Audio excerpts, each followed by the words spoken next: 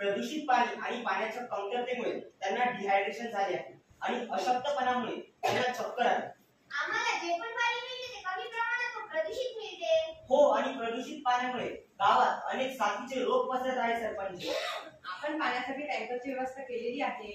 हो, गावात पाण्याची कमतरता असल्यामुळे आपण कधीतरी बाहेरून टँकरचे पाणी बोलावतो, पण हे पाणी सर्वांना मिळाले पाहिजे म्हणून विहिरीत टाकतो. पण त्याचमुळे संपूर्ण गावाचे पाणी प्रदूषित होऊन त्यातून साथीचे रोग निर्माण होतात व याचा सर्वाधिक धोका हा लहान मुलांना असतो सरपंच. अरे देवा, काय कोप आणलाय तुने आमच्या गावावर. खूप मोठे जल संकट आणले. तूच काय रे बाबा आता.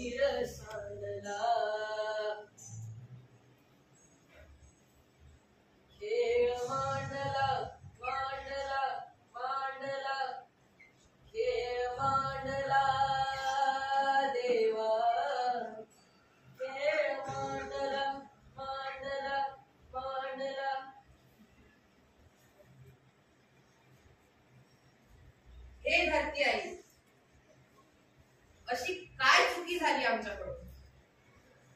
पावसाचे पाणी वर्षभर या गावाची तहान भागवू शकत आणि आता तर विहिरी, नदी, नाले वर्षभरातच कोरडे पडतात. आणि आता तर बसा मिळालेल्या पाण्यामुळे, दूषित पाण्यामुळे गावकऱ्यांच्या आयुष्यात धोक्यात आले. हे धरती आई, आता तूच सांग मी काय करू? मी पृथ्वी.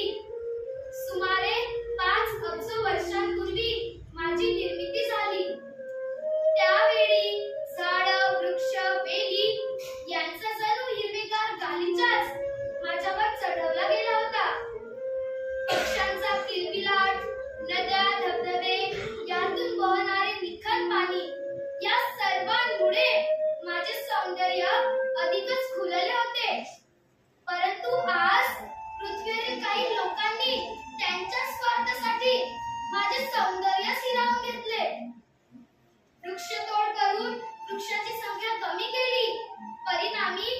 प्रदूषणाचे प्रमाण वाढत गेले तर पावसाचे प्रमाण कमी होत गेले आणि जो जलसाठा उपलब्ध आहे तो जलसाठा मनुष्य गरज नसतानाही बेजबाबदारपणे वापरत आहे तर तेच दुसरीकडे मनुष्य पाण्यासाठी वनवन फिरत आहे.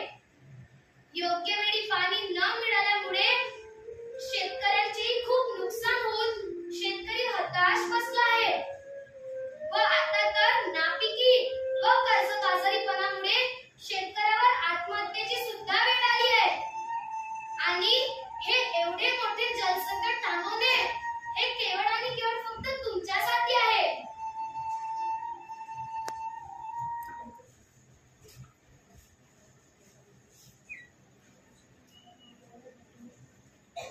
झाडे लावा, पृथ्वी वाचवा. जलप्रदूषण थांबवा.